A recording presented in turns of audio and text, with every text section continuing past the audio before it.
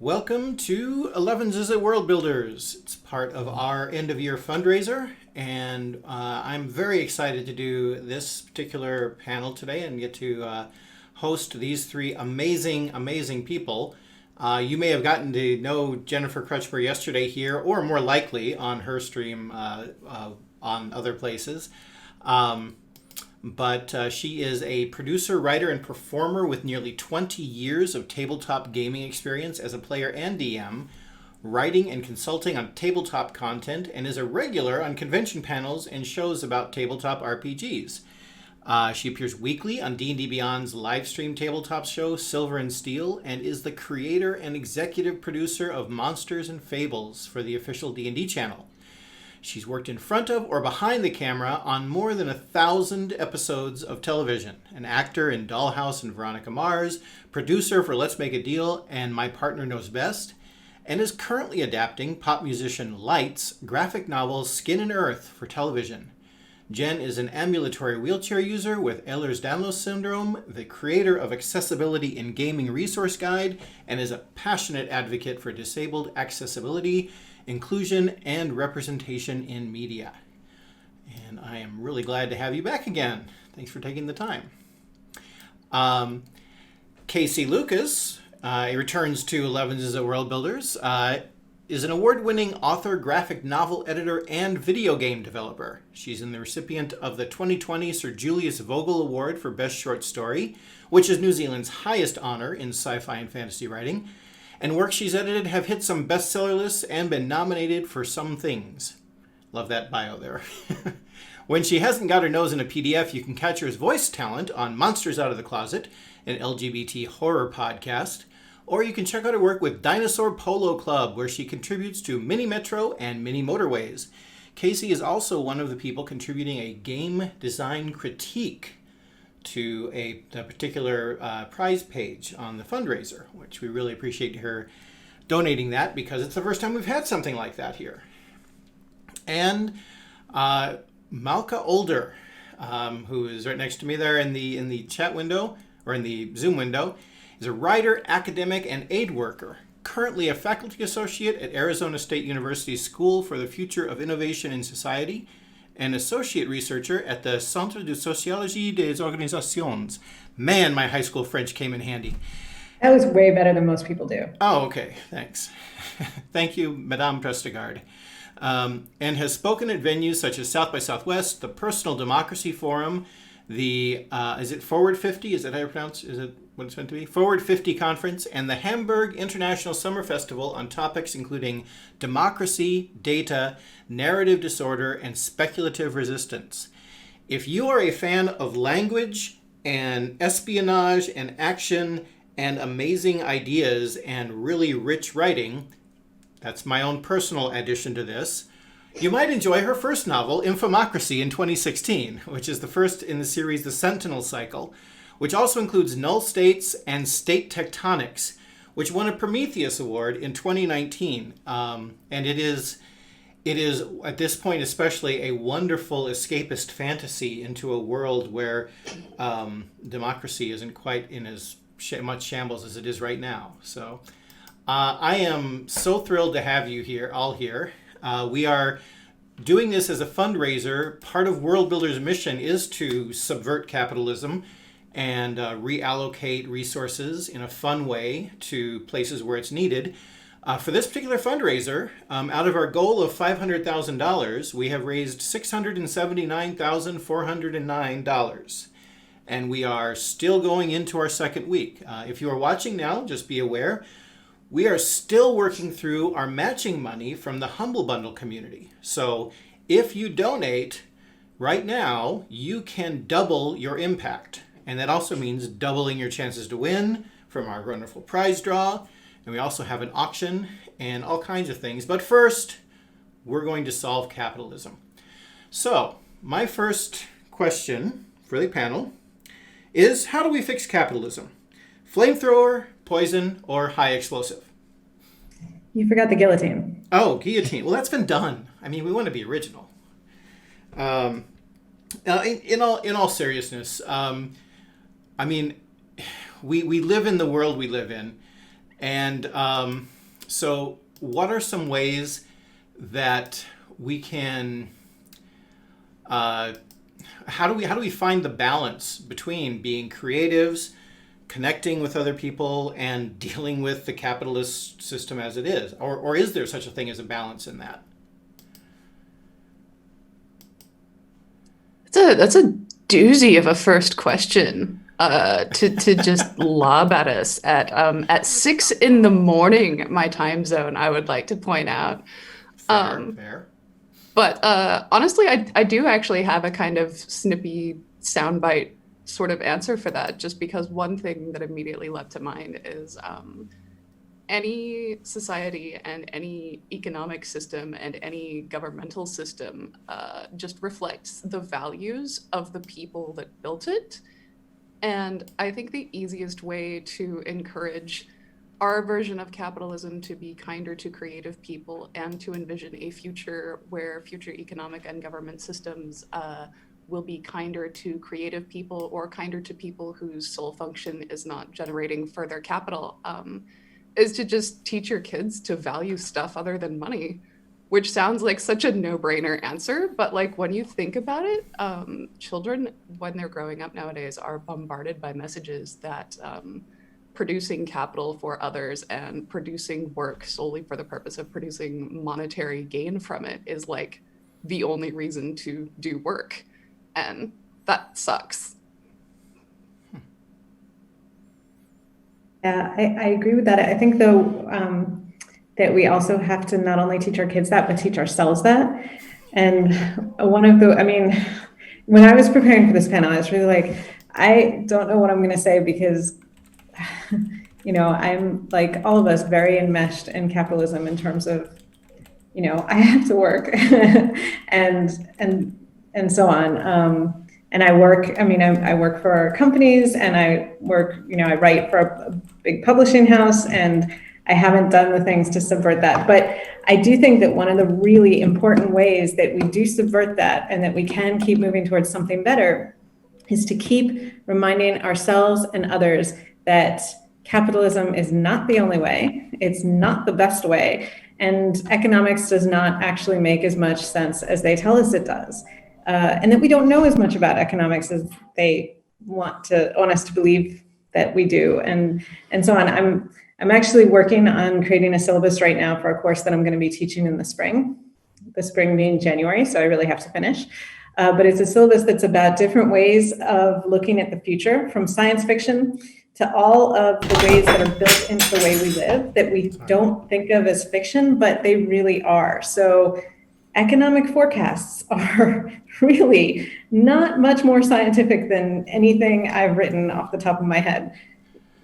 Maybe a little bit, some of them, but mostly not, because I also write stuff, even when I'm making it up off the top of my head, from observation and from thinking about how people interact and work and what sorts of things might come out of different technologies.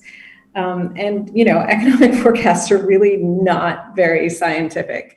But they pretend that they are, and all of our media kind of pretends that that is. And the newspapers and the television shows and the radio, they talk about it like it's something much more real and scientific than it is. And we have to keep reminding ourselves that it's not, that all of this is also made up.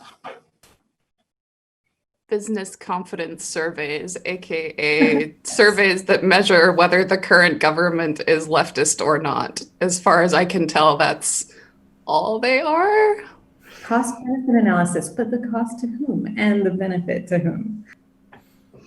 On that too, you have to think about that these are structures that You're really low, Jennifer. I don't know if it's your mic. Oh, I'm sorry. I think, is that better?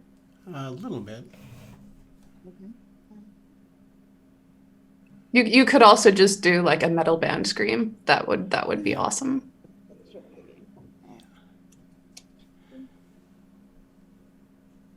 Sorry about that. That's all right. It was fine before. I don't know what happened. Here. I don't know. Okay. That's a little better. We can. Okay. Move closer to my microphone. No, the thing that I think also we have to think about is that these are structures that are 100% rooted in racism and ableism, in basically every ism you can think of. So if we're putting an emphasis on anti-racism, anti-ableism, and trying to dismantle those systems, that effort really has to be, our efforts in this are intrinsically tied to disrupting capitalism and dismantling capitalism, and vice versa.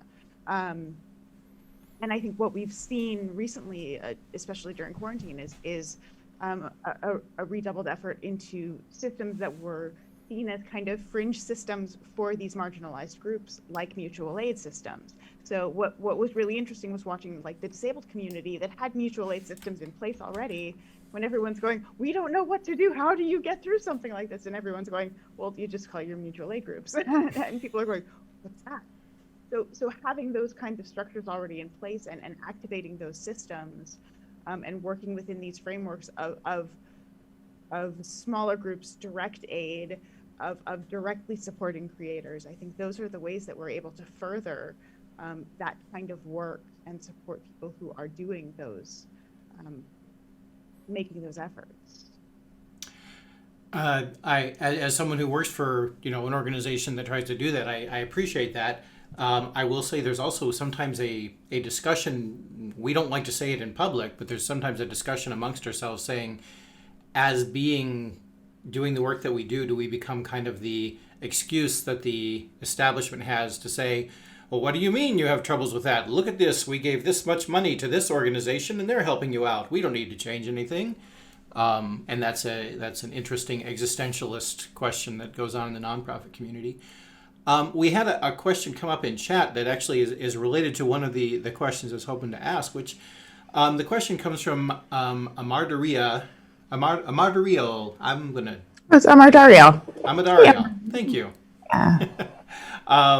And the question is, how does one handle working in industry where people devalue their and others' work to the point that anything you do is nearly worthless and expect it to be done for others at your own personal cost? I mean, I realize as creators we never have to deal with that, but I expect I actually hear more of that in game design, I think, than I hear of that in writing, but I'm sure it happens in both.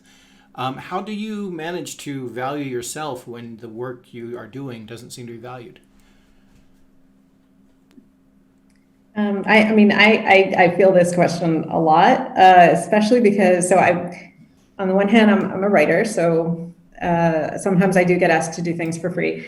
I'm also an academic though, and until recently when I got this appointment at ASU, I was an unaffiliated academic. So I had just finished my PhD, or while I was doing my PhD, and I wanted to be doing academic stuff, researching and going to conferences, and none of that is paid because it's all expected to be paid through it's supposed to be part of your job. So you can't really be a freelance academic, which is such a loss. And so, sorry, it's really stupid. I'm just gonna say that. I've been told that I can't use stupid because it's a bad word, but it's only a bad word when you call it to people. Ideas can be stupid, and that is a stupid idea and structure in our economy. And it's also, again, I mean, I'm all for using the flamethrower on capitalism, but I also think we have to realize that the systems that we are locked into are not actually like good capitalism either. They're very bad capitalism. Their corporatism is maybe one way to talk about it, but capitalism shouldn't work like that. And I'm also often in the position of being asked to do a talk or something, and people ask me what my rate is.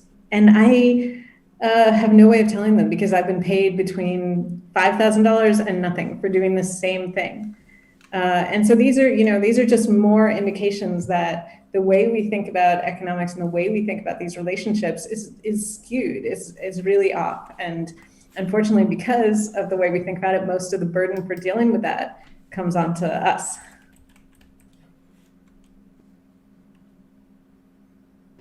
Yeah, I think absolutely. That's I've run into the same thing where the scale on rate is just extreme, and I think for me, I think I think one of the reasons that when people are interested in going into film and television, and I think I don't know if it's the same for other art hybrid that are industries that are hybrids, where they're heavy capitalist influence in terms of having mass production of the product versus the art. But I often will advise people to go into a form of the industry that is not necessarily the area that they are the most passionate about, because it allows you to have the freedom to negotiate the money part of it without ever having to compromise the integrity of the stories that you want to tell, or the type of content that you want to put out. You're always going to have to compromise on something when you're involved in that sort of situation. And so in order to kind of protect my own heart, a lot of the work I do in the industry is in an area that I don't have as much passion for. I'm happy to have the work. I enjoy the process. I enjoy the people. I like being on set, but at its core, the stories I really love telling are stories about sci-fi and fantasy, and using genre as a lens to explore humanity and what we are capable of, and possibility and impossibility, and how those ideas are warped by all sorts of fun systems that we exist within and outside of. And so if I'm working in a game show, it's not, I'm not never really having to compromise those ideas in the same way. I'm able to set myself up to be able to tell the stories I want to tell, where I don't have to worry about the financial element to the same degree. I think that's one way to come at it, is to have the thing you care about, and that becomes the thing you care about, whether you get paid for it or not. And then separately have the way that you make money. But that's its own problematic thing, because then if the other one starts working for you and you start getting money for it, then you have to make compromises and start adjusting, which is always an interesting process. And vice versa. It's also, there's also an energy spend that's required of that, that's not always feasible.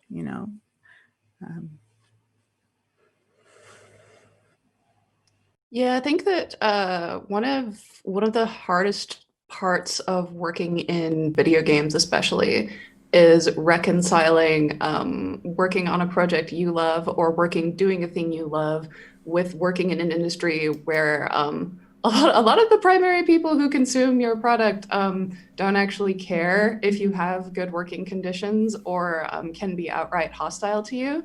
So I'm a community manager in the video games world, which means that literally my job is to get screamed at by angry gamers online.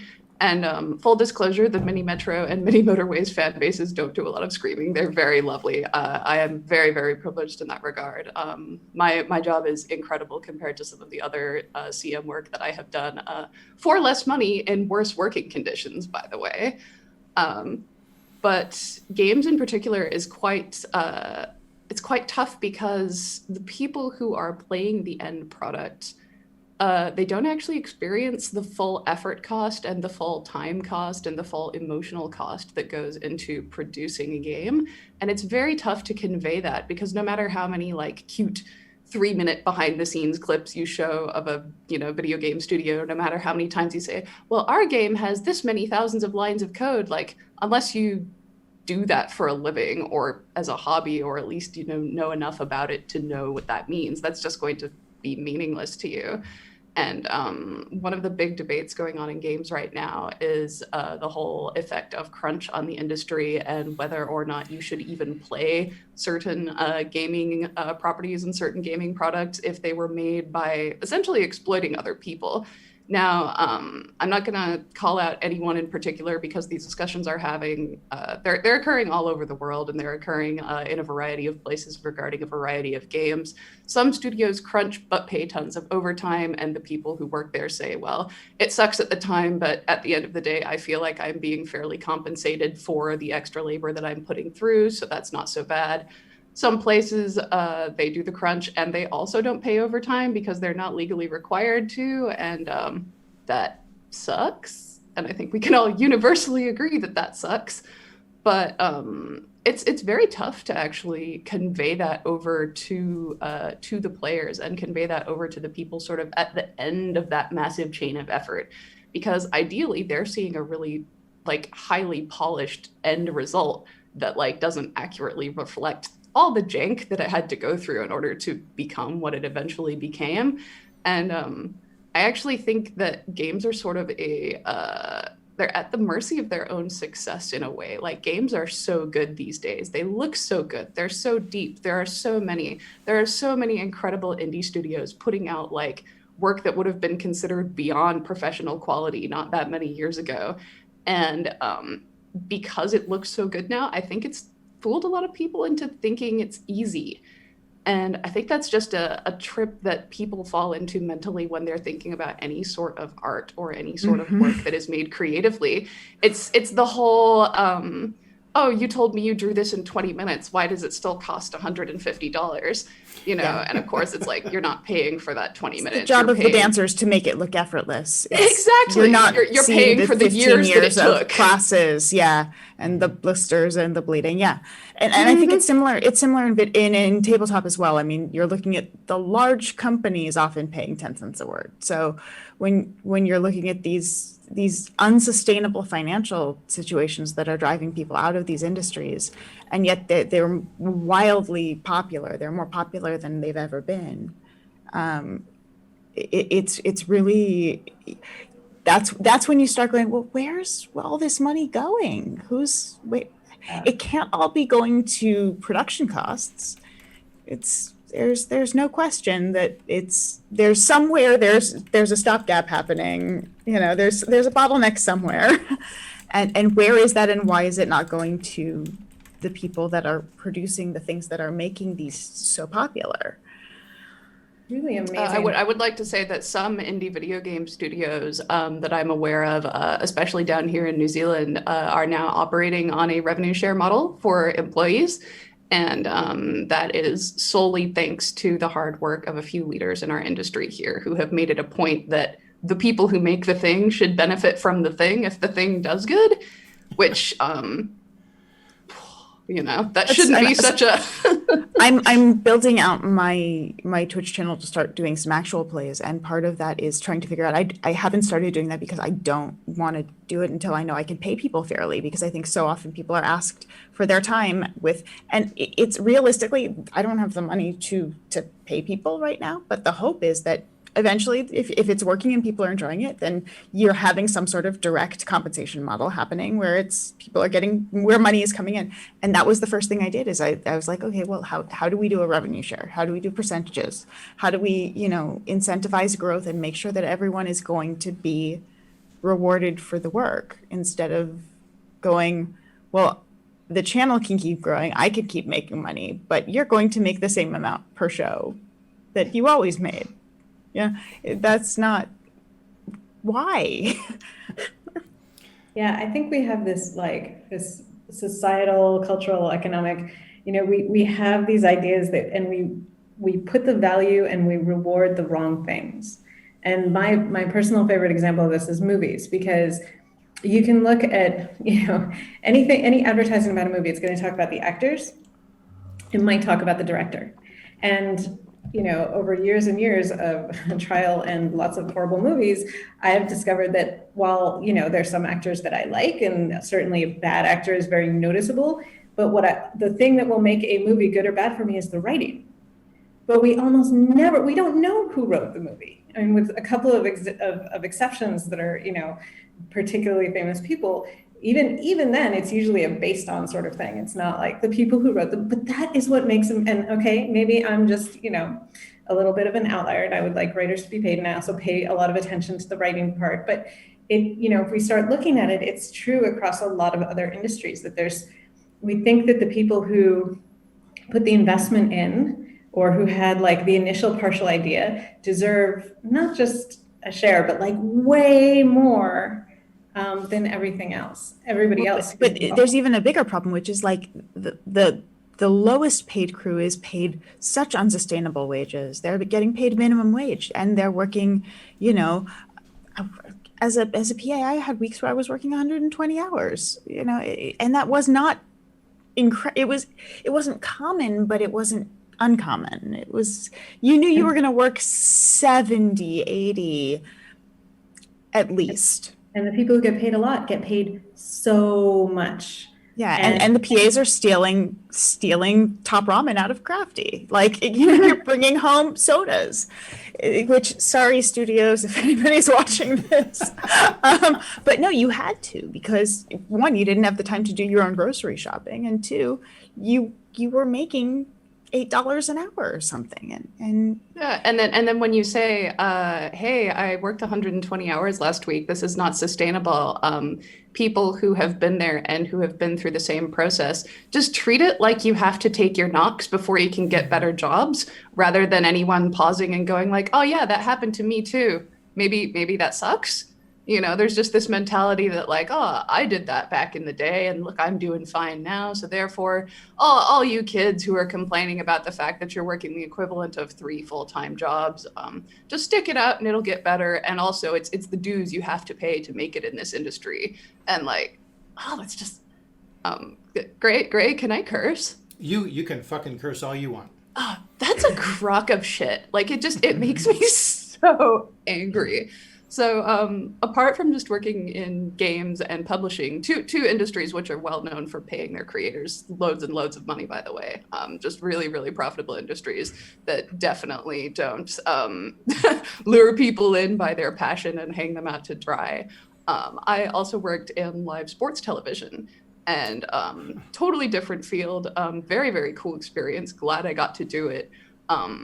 Absolutely gobsmacked at how much they expect people to work for sometimes extremely variable contracts. And at the end of the day, everyone just treated it like, oh, well, this is just what you have to do. And, if you stand around here holding a microphone in the freezing cold for 12 hours, maybe you'll be able to do the exact same thing in a warmer sport, I did winter sports, so it was always, skiing and hockey and stuff. And it's like, oh, well, maybe they'll let you do it at the Summer Olympic qualifiers next year. You won't get paid anymore, but you won't be cold.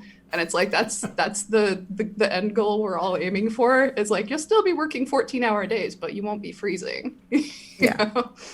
Yeah, it reminds me of the sad truth really good business advice I was given a long time ago, which was, remember, you won't get what you deserve, you'll get what you negotiate. And that kind of is perhaps, I don't know if the failing is also in the idea of deserving, because it occurs to me that the ability to stand on your feet in the freezing cold, work 120 hours, implies a certain level of, you can't have a family, you can't have, you have to have a certain level of physical ability to do that, which then it gets burned through. And and a lot of the low level jobs require, hauling gear and carrying stuff and being able to hear things on walkie. And, there's definitely a strongly ableist set of requirements for entry level positions. And you're never going to have any hope of moving up unless you either know someone or are able to complete those things. Right. But I think also on the negotiating front, that we know has a very strong bias to it. In general, marginalized people of marginalized genders are not taught to negotiate, are not given the same results from negotiating. So you're already setting up a system that is going to continue to reinforce the people at the top, which is an issue. Right. This is another. There are sometimes it often feels like there's just, from all sides, we've gotten into this system that is we are going feels to so difficult to tear down. Yeah. But also what we've experienced in this last year, I'm gonna have to shut off my sound because of a siren, but has shown us that the things that we've always been told are constants that are impossible to shatter, these norms, when people want to badly enough, it's very easy to do so very quickly. Mm-hmm. It's all bullshit. It's all a smokescreen of what things are possible and what is essential and what hours are necessary, and Yeah, I know if people you want it who are badly enough, having you to change make it. the case for working from home before the pandemic happened. Like they were trying to make the case for remote work for various people, and they don't have to make that case anymore. Like it's not even a question as to whether or not it can be effective because they had to do But let's it. And see if it suddenly sticks, it because is. I'm already seeing people asking if we Yeah. can continue to do Zoom writers' rooms so disabled writers can still have access, and people are saying no because in-person rooms are so necessary. So as soon as we can get back to in-person rooms, we got to do that. And we're going, but we've just shown that we don't. Yeah. We've shown that we can create this stuff and give people who need to be working from home because they have kids or because they need to live somewhere else because the major cities are financially untenable or, for any reason, that there is another way we can do this. And we're already defaulting to, pandemic fatigue of, oh, the old way had to be better, and nobody's going, well, it's possible that the new way is better, and we're just not seeing it because we're exhausted of everything else that's happening, and that's carrying into our judgment of. I do want to get into the idea of the connection and how the connection helps us survive in this, but I feel like we've had several questions in the chat, and I feel like all of you have alluded to various ways of alternatives. I won't say fixing because some things are beyond fixing and perhaps there are even things that need to be kept. But what kinds of either actual solutions or alternatives have you either thought of or know of, or perhaps even seen portrayals of in science fiction and fantasy? And I will say we all just wish we could live in the Ian M. Banks culture verse, right? Like that's sort Yes. of the the one that gets held up as the gold standard. I feel like I'm trying to think of some good examples from games, but I've tended to work on games that definitely fall more toward the dystopian end of the spectrum. How about you, Malka?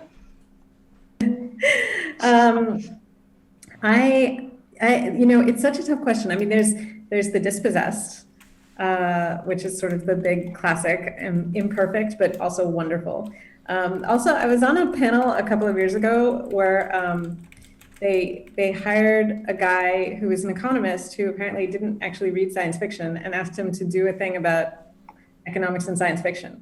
And he went and did all this research and he put up these pairings, and you can actually find this online if you look. It's called, the event was Istanbul Innovation Days, and it's a little hard to find, but you can. And he paired up some science fiction visions of different kind of economies with real life examples of those economies, so like barter economies.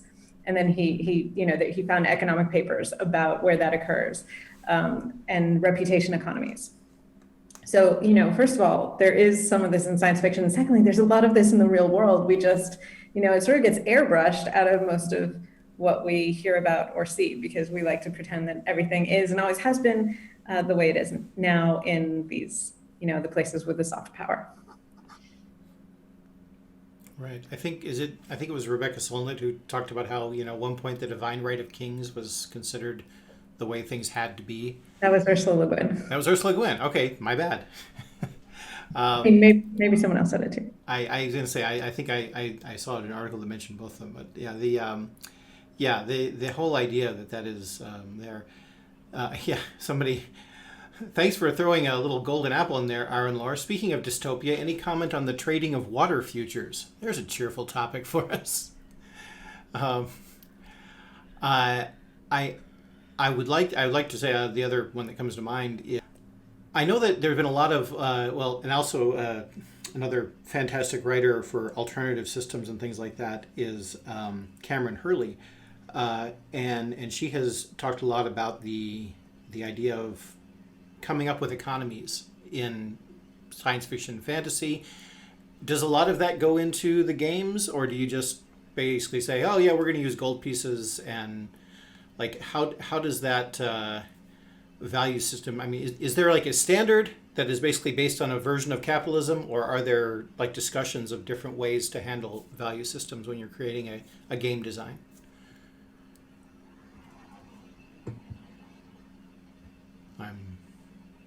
For I'm looking for Yeah. you. I would say that's an excellent question for Jennifer, because funnily enough, in the games that we make for Dinosaur Polo Club, we actually made it a conscious, deliberate strategy to not include an economy in our games. That was a purposeful decision. And anytime people ever say like, "Hey, have you guys ever thought about adding a money system where your town will accrue money over time, and you can use that to like lay more train tracks and make more roads?" And we're like, yeah, we definitely considered that, and then that idea went firmly into the bin because it is antithetical to what the thesis statement of the games actually are, which is thinking about transport that is not bound by money.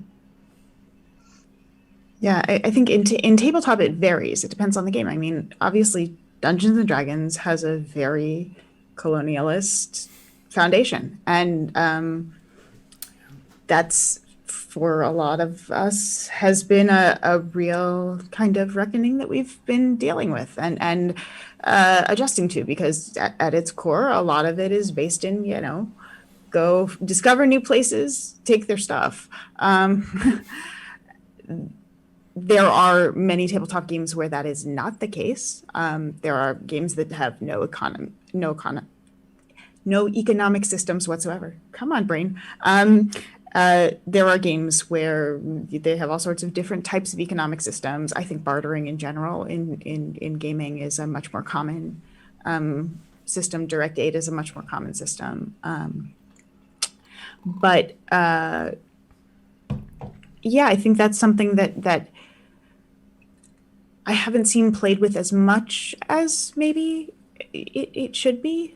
I think because so often in gaming, that is a way to have benchmarks for objectives is to, I have this much of this thing now, so I have succeeded. I can trade this thing in to get a better thing. And often that's how we have thought about a game, is achieving these objectives that are on this very modular and buildable form.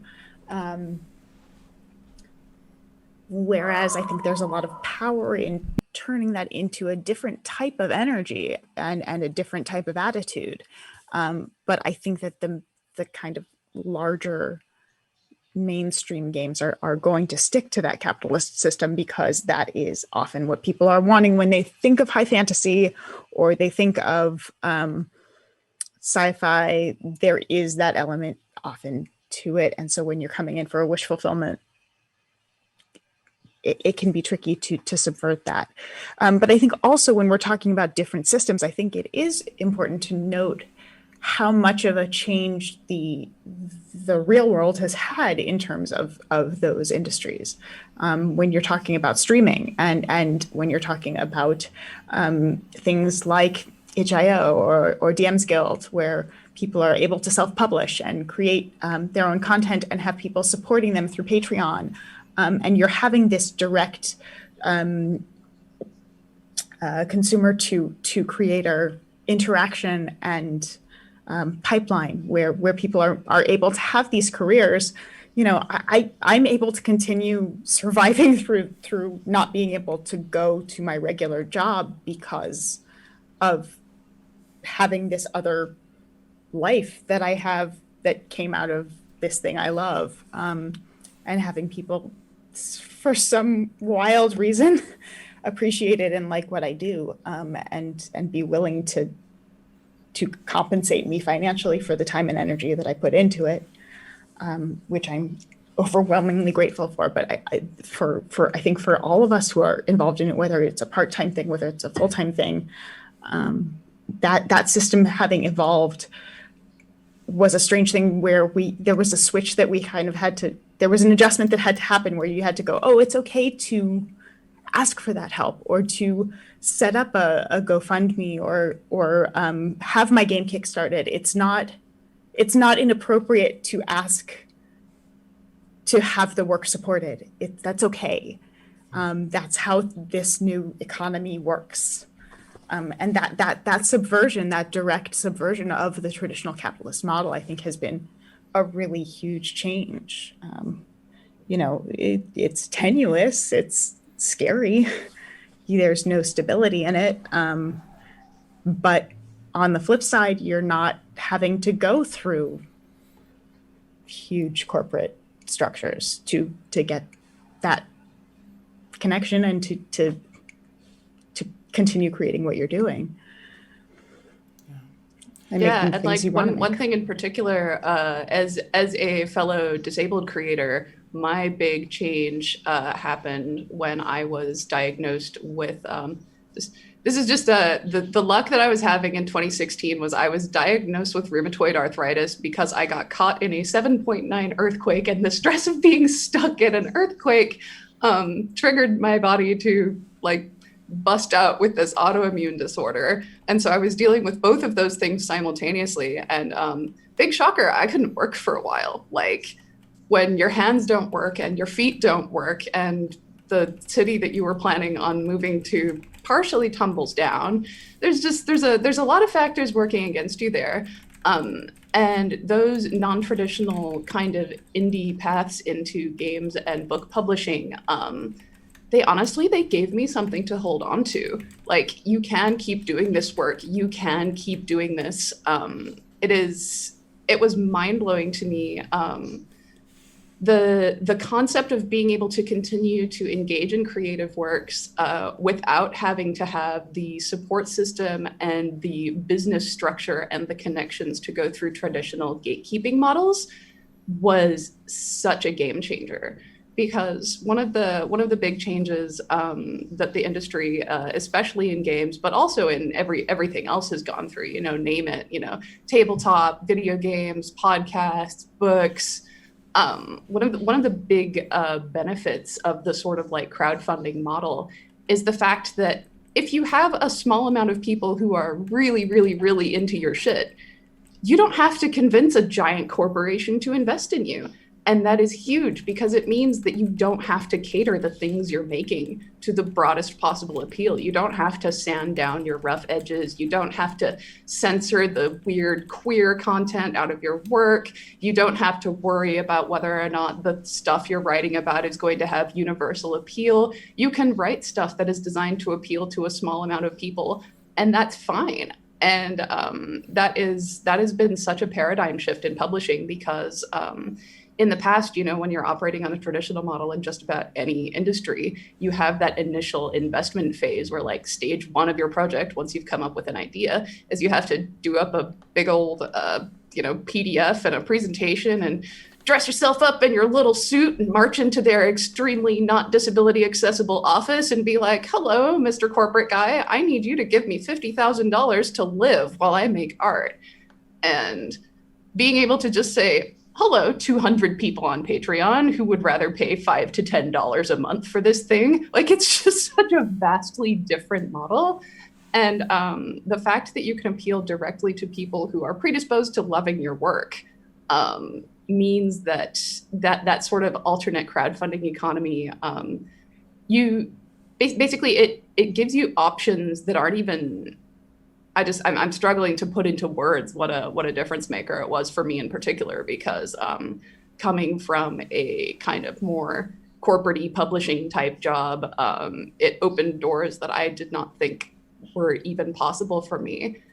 And thank you very much to Zezi in chat, who said that you hope things are better for me. Things are really great for me right now. I would just like to say the games that I work on are fantastic. I work in a company culture that values employees' work. I work on a team of people who care for each other. And also, Wellington didn't fall down all the way, so that's fantastic. And what's really cool is the self-published story that I started publishing for free on my blog in 2018 is going to be picked up by, I'm going to choose one lucky literary agent to present it to the world at some point this week. It's been a bit of a process, but yeah, we are definitely on the up and up in that regard. Yay. You've mentioned Patreon, which is one way that creators can connect with both each other and with their fans. Are there other platforms or methods that you found useful, either to connect with your peers or to connect with audiences that you could mention? Heaps. There are so many, and they're all a little bit different. Like, I know a lot of the journalists that I follow use a platform called Substack, which some of you have probably heard of, but if you haven't heard of it, for any folks in chat who are watching, it's like a paid newsletter subscription service. And I highly recommend checking out some of the, gosh, I don't even, there's a giant list of creators that you should check out on Substack, just depending on what your interests are. But New Zealand journalist David Ferrier, who made the Tickled documentary, among other things, he has a Substack newsletter called Webworm, which is just digesting the weirdest possible shit that he can find on the internet. And it's like the best $5 a month you can possibly spend to get entertained. And that's the sort of thing that like a major publication would never ever greenlight, because it veers off into some territory that is decidedly not safe for major publishing workspaces. Yeah, I mean, and there's stuff like Kiva that's changing how the models of lending go. So it's people supporting creators and brain fog. Just through microloans, being able to, entrepreneurs is the word I was looking for, but internationally, with very, very small amounts of money to contribute to this, to getting people who would not otherwise have the opportunity to get loans to create what they want to create, giving that opportunity to those people. And it's been huge. Obviously, there are all of the direct funding platforms like Patreon and Ko-fi. There's Kickstarter and Indiegogo and all of that. You're looking at things like GoFundMe, which obviously in terms of disability is huge.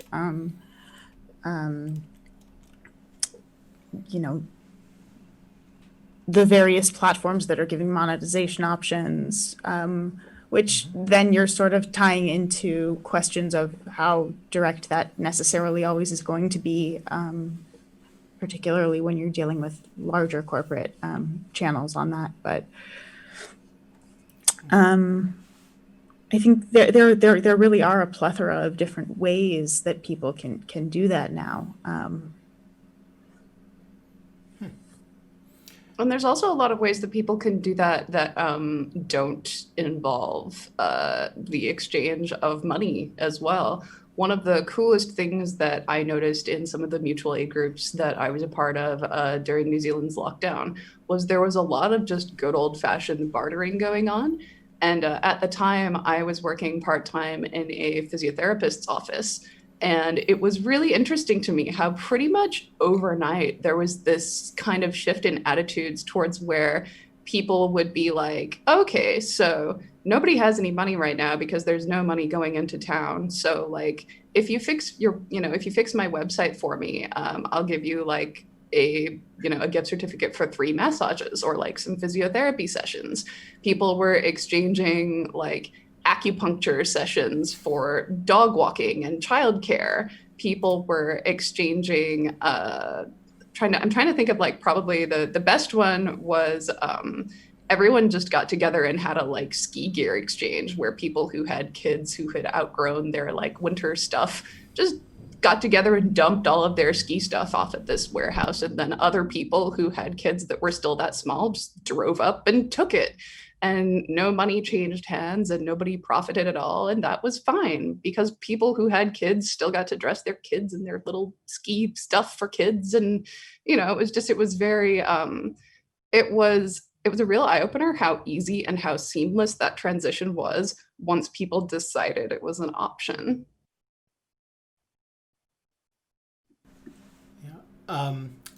We unfortunately are coming to the end of the hour. I wish I could just keep hearing you talk for another hour at least. But I do want to get this last question in, which is one of my favorite things is like I have a magic wand that happens to look like a pen. And with this magic wand, I can wave it and I can make sure that everyone in your particular creative field will read or watch or listen to one thing and internalize it, really understand it. So what is that one thing that you wish that everybody in your field really understood? hopefully so we can add it to a list and put it out there for other people. All right. I will jump off first with this one. Artists, game designers, game developers, and any creative professional in the world who might be listening to this, your worth is not determined by how much money you make your boss.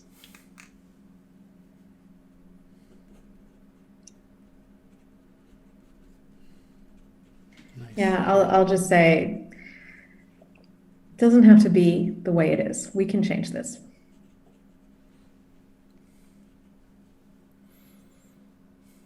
Jennifer, what do you think?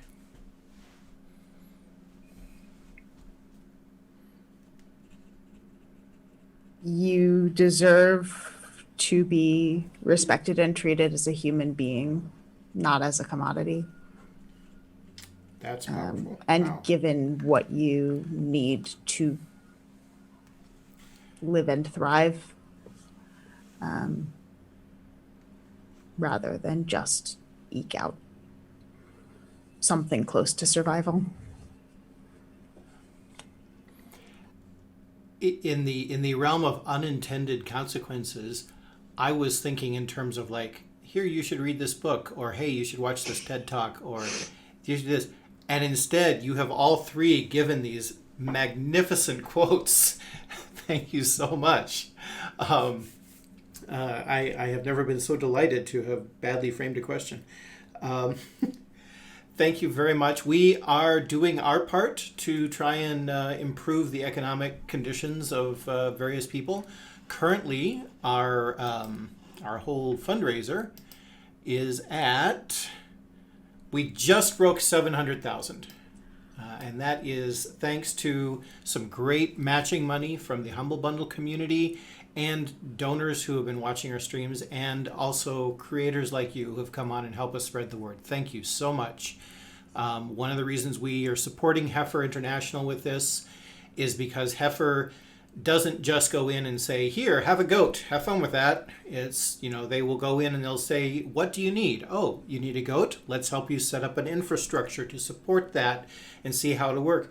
Or you need a biogas stove, or you need a water pump and clean water, or you need some training in how to do a certain thing. And they will work with the communities. And they've been at it for a very long time with learning from their own mistakes. And that's one of the reasons we respect them so much. And we also are appreciative to creators like you, because we partner with creators to sell stuff on World Builders Market and give money back to the creators. And the rest of it goes to keep our lights on. And that means that we can pass on 100% of the donations during this fundraiser to Heifer International. Not that nonprofits don't deserve to take administrative fees. It's just we're glad that this at this point we can do that. And we're very grateful to be a part of this community and to connect with you all like this in our own little way of subverting capitalism. So, or maybe improving it just a little bit. Real quick, do you want to go around and just say where people can find you on the web, and where you would like them to find you on the web? Sometimes those are different things. Malka, can we start with you? Sure. So you can follow me on Twitter. It's at @m_older. And I have a Facebook author page, and mostly, I have a WordPress page that lists all my publications. You can go buy my books. That would be great. I also write for Serial Box and have short stories popping out all over the place, and do opinions for mostly foreign policy and sometimes New York Times and other places. So yeah, look for me, read stuff, and then change the world. Great. Casey? Yeah, you can find me, I guess probably the only social media I'm really active on these days is Twitter, and you can find me at Casey Lucas Quaid. So just my name, just like it says down there under the thing. And you can also follow our game developer studio at Dino Polo Club, where you can follow the development of urbanist games, where the whole point about playing a car game is to lose, because congestion always wins when the only solution you have is cars.